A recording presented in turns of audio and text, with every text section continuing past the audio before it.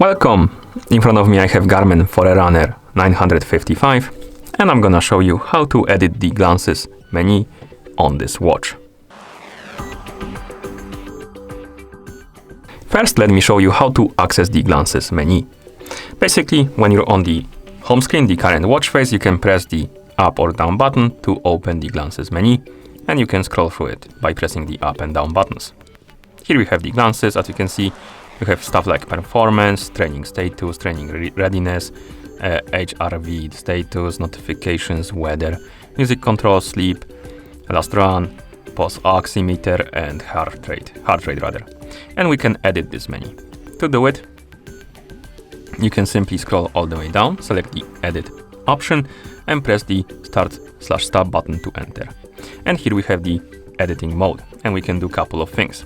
We can remove the glance from the list, we can add the glance to the list, and we can also reorder them on the list. So basically we can change the order of the glances.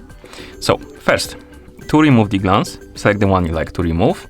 For example, let's remove the pulse ox.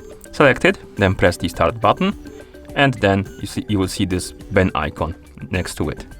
You can press the start button to remove it, like this. To add new glance, scroll all the way down, select the option called Add, press the start button. This will open the list of glances, find the glance you want to add, for example calendar, and then press the start button to add it, and it's gonna appear right here on the list.